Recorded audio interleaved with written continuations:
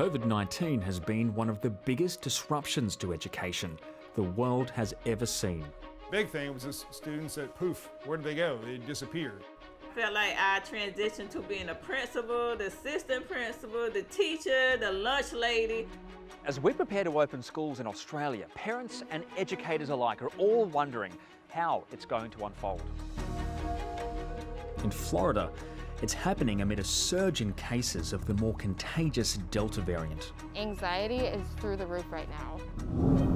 And there's a growing divide amongst parents and educators over how to keep kids safe and in classrooms during a pandemic. When I tried to take my daughter to school, they wanted to force her to wear a mask, but I told them not to do that. We have parents acting like having their child wear a mask is child abuse.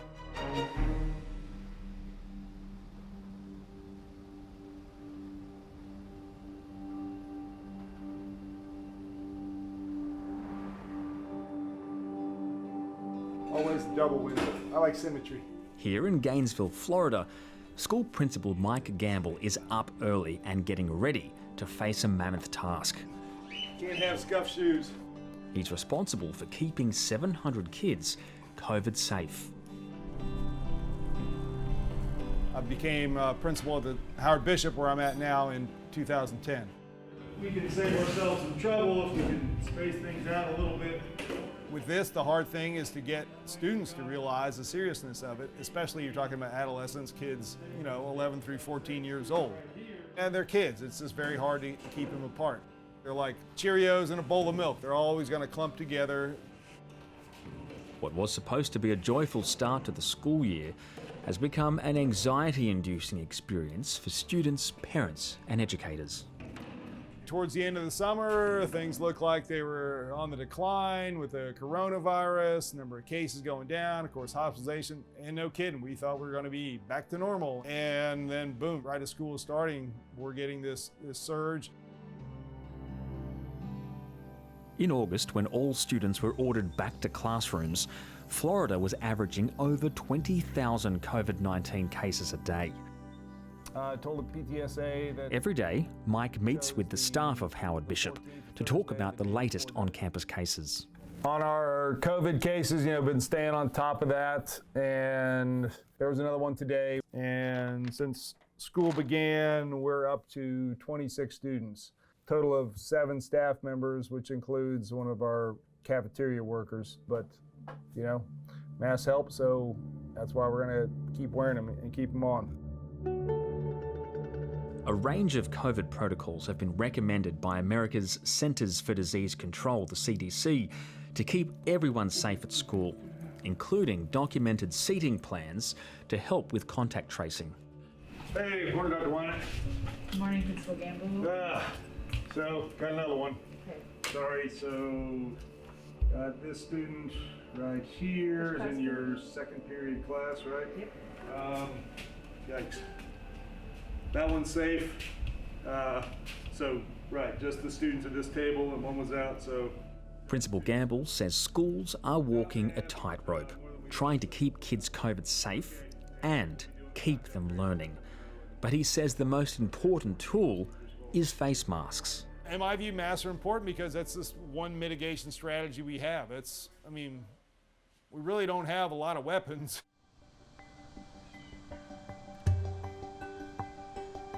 Tina is a single mum of 3. Y'all get lazy, you get ready to go to school. Today, her eldest daughter Cameron is going back to high school, and 11-year-old Jasmine is off to Howard Bishop Middle School. Both have been in and out of homeschooling over the last year. When the pandemic happened, I had my 13-year-old and my 11-year-old at the time. And it seemed like it happened overnight. You just no. I thought you were taking a picture. You lizard. You're literally just embarrassing yourself. And then all of a sudden, this hit. Nobody knew what was happening. And then the school shut down. Felt like I transitioned to being a principal, the assistant principal, the teacher, the lunch lady, the bus driver, all at the same time, trying to work, trying to provide. A study of kids across the US revealed, on average, those in grades 1 to 6 fell 5 months behind in maths and 4 months behind in reading during homeschooling. But for African American and Hispanic students, or those from lower income families, the outcomes can be even worse. The experience of homeschooling was just kind of hard for me in general because I didn't really know how to do a lot of stuff, and I didn't even have a computer. I had a phone to work on. Most of the time, I just went and played in my room. Despite the excitement of being back to face-to-face learning, Yeah, come on. the family is still readjusting to the old morning routine. They get out, y'all get out the same time. 3:37. They stop. So Tina, if schools close again, what would that mean for Jasmine? I believe she will fail. I don't know how I would handle it. I don't know how she would handle it. It's just not an option. That's why I'm masking. That's why I'm encouraging vaccine, because I'm looking out for my kids' future, and that starts with a good education. All right, Jasmine.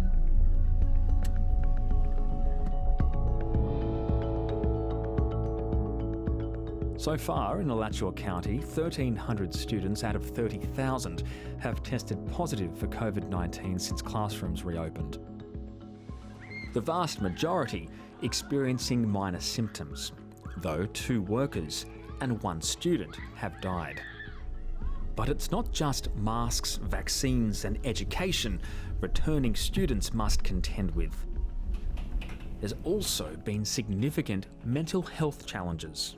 Anxiety is through the roof right now. A lot of these kids have only been interacting with their families, and so having to be around all of these people is so hard for them. We're seeing so much more social anxiety, so much more depression. Okay, so this will be the mindfulness area for the restart room? Yes, and so we can have some like relaxation music playing. We do suicide risk assessments on a pretty regular basis in middle school, but our numbers have increased so much. Even just this year, the 2 of us have already conducted a bunch because so many of these kids have been isolated for so long.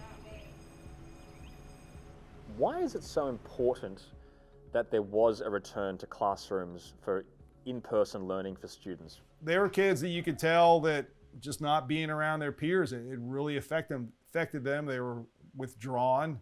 Like, wow, what happened to that kid? And of course, the big thing was the students that, poof, where did they go? They disappeared. So how many missing students were there at Howard Bishop? Probably 20 to 30.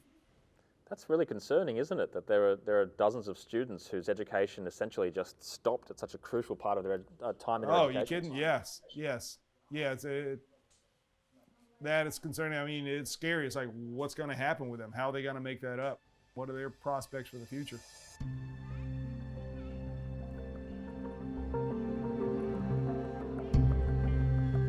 Across the United States, around 1 million public school students disappeared from school roll calls altogether when classes went digital. They were simply not enrolled for the new semester. 1/3 of those kids were kindergarten students.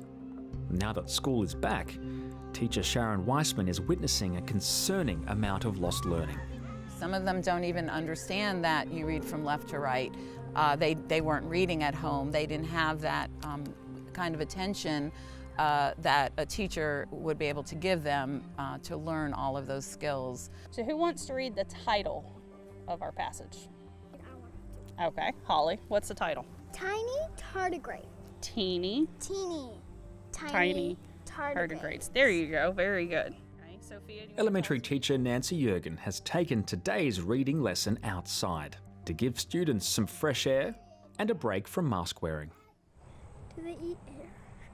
So, I don't know. It just says creatures that are smaller than they are. Wow, that's pretty small. It is pretty small, isn't it?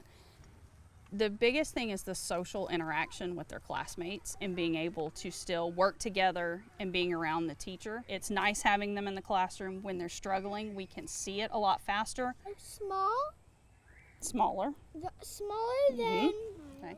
There were lots of challenges during the last year. Students having trouble with catching up with reading, We've noticed that they've been behind a lot in comprehension and phonics, especially for the younger students, learning letters, letter sounds, blends, digraphs, all of those basics that they have to have in the older grades to be able to fully read a passage. And all elementary school teachers now have the twin tasks of catching up their students and keeping them masked while inside. I've been trying to keep it on.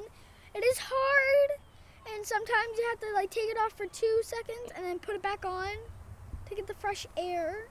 COVID is hard, and masks are hard to breathe in sometimes, and but you just gotta wear it.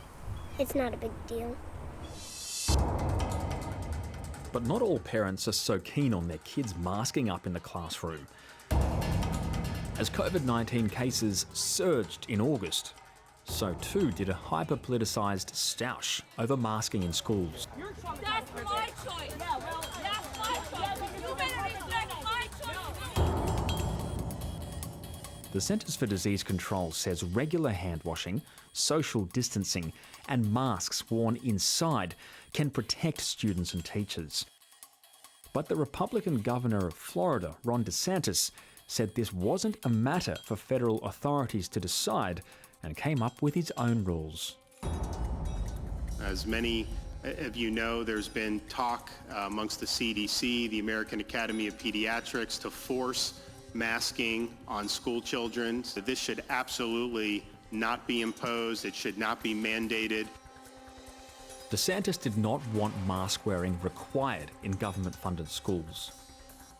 He issued and signed the Parents' Bill of Rights, a legal safeguard to take the decision away from school boards and give it to parents. Let's go. Work it. Move it, 5 seconds. Let's go. Come on, quicker. It's 2 weeks into the new school year, and Tayari Apia's kids have not gone back to the classroom. There you go. Both feet. He's continuing with homeschooling, starting with some PE. Recover. Begin. Down, up. I have 3 children. We are both military, my wife and I. Everything in our household is very military. So we have the 3 branches, right? We have legislative. When I tried to take my daughter to school, they wanted to force her to wear a mask, but I told them not to do that, and they still wanted to pressure her and put a mask on her. I was livid, and I think it was a violation of the law. Judicial, legislative, executive. So I went and I used the Parents' Bill of Rights, that parents have the right to make the medical decisions for their children. There's a reason why one person is not supposed to have control over all 3. Because if they did, they'd be a dictator. I used that ruling, that law, the very next day in my child's school system. And my child's school said that they did not care about the law and that their policy supersedes the law. So at that point, I realized that I'm probably gonna have to pull my kids out of school. Distinct from one another. In attacking mask mandates, Florida's Governor Ron DeSantis was speaking directly to Republican supporters like Tayari, who don't see a place for government in their family decisions. I think it's everybody's job as parents to protect their own children and protect yourself. But I would never think it's somebody else's job to protect me. But health experts continue to argue for every possible line of protection against COVID-19. In just 1 week in August, over 200,000 American children were diagnosed with the disease. And messaging that masks can save lives was lost amid the growing debate over mandates. I would need to see the actual randomized control trials that say that masks are beneficial. And I don't really believe that they are. If you get in trouble with the law... Tayari says until his kids' school gives them a choice on mask wearing, he'll keep them at home. I can do this forever. I mean, until death. Until they're 18.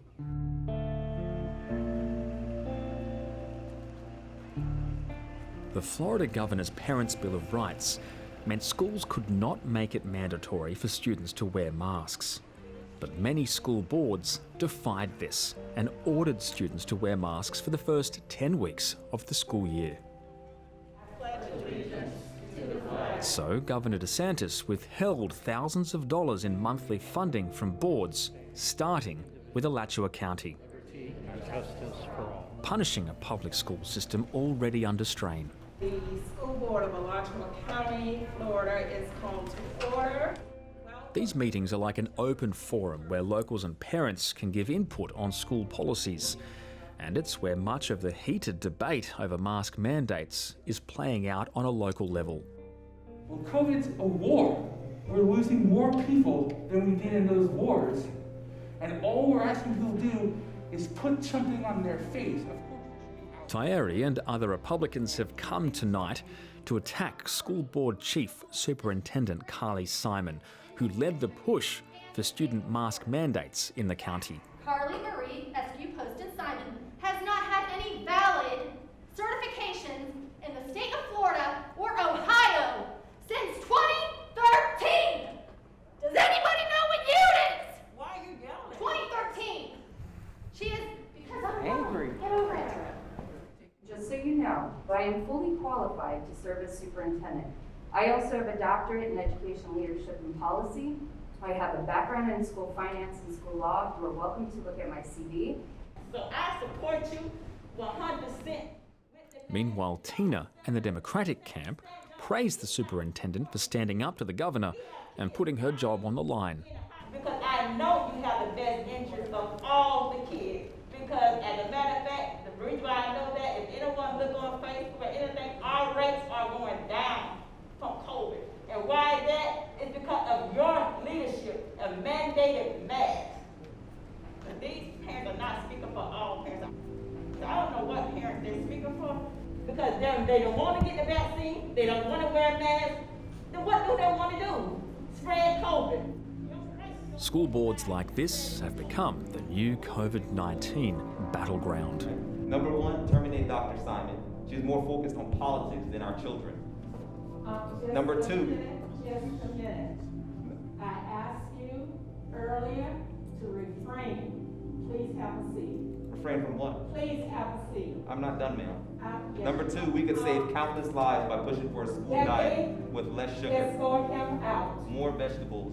We could save countless lives by mandating masks, mandating swimming lessons, not masks. So much, sir. We could save countless lives by keeping our children happy, not muzzled. We got a lot of selfish people here. If you're not wearing masks, you don't want to get vaccinated, then you know your child is going to get COVID. I said, what will it take? Will it take somebody dying? I don't understand to the life of me why they are getting mad. I don't understand. I don't understand it. Regardless of which side of the mask debate families are on, Florida is living with COVID-19.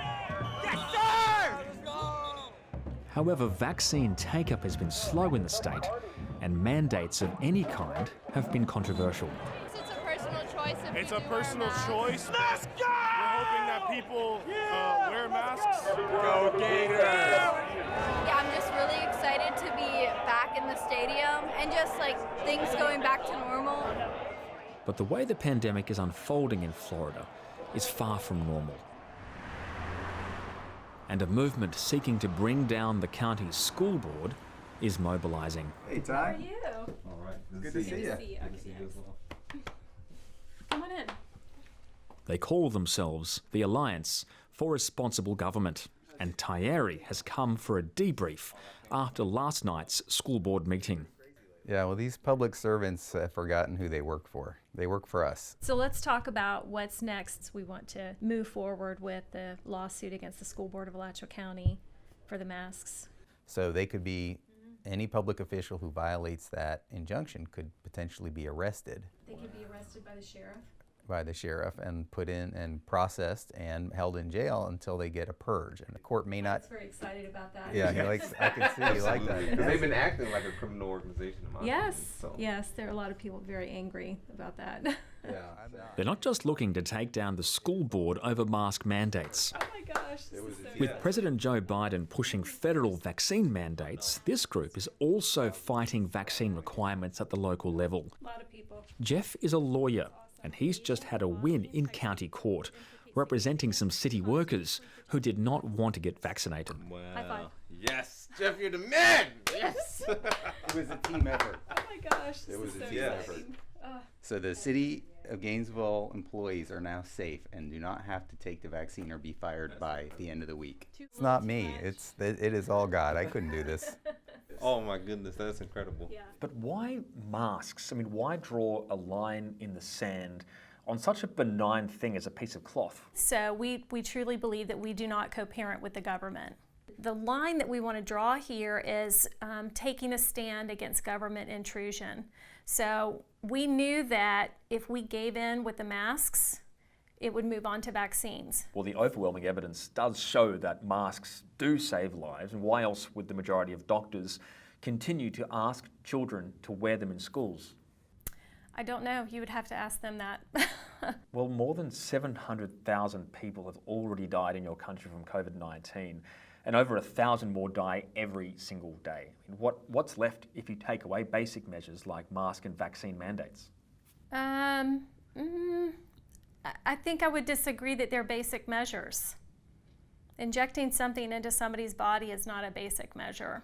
Well, it is if you're trying to protect the most vulnerable people in society. Okay. I mean, I guess that's where we would have to disagree.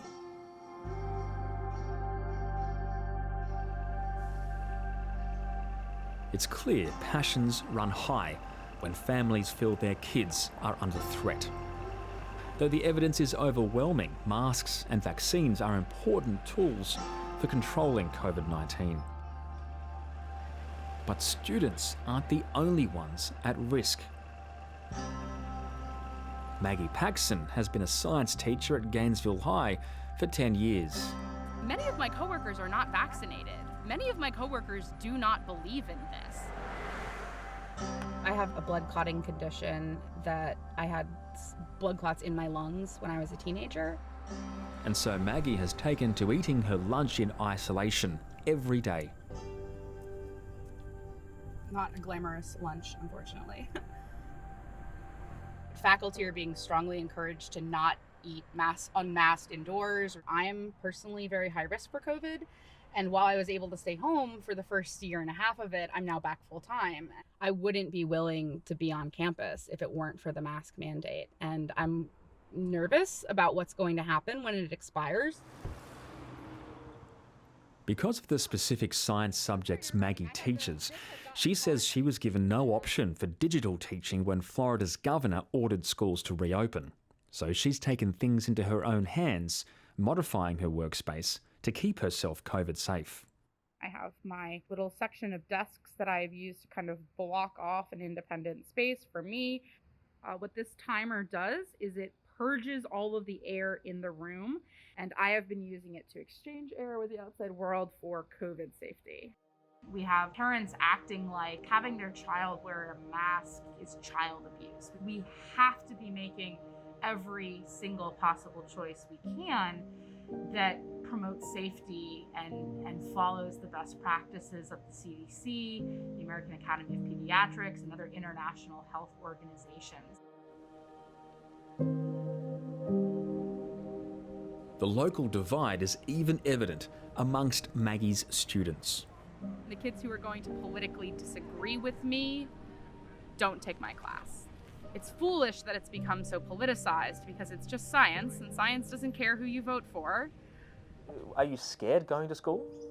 I think when I think about it, like if I try to rationalize it, yes, it is scary. But like I said, I just try not to think about it. There's not anything I can do about it. Sorry.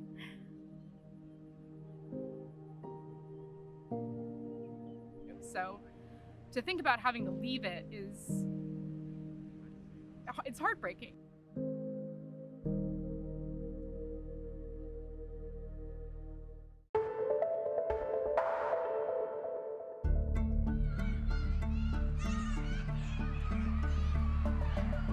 COVID-19 has exposed a fragile public school system that has been stretched to its limits in America.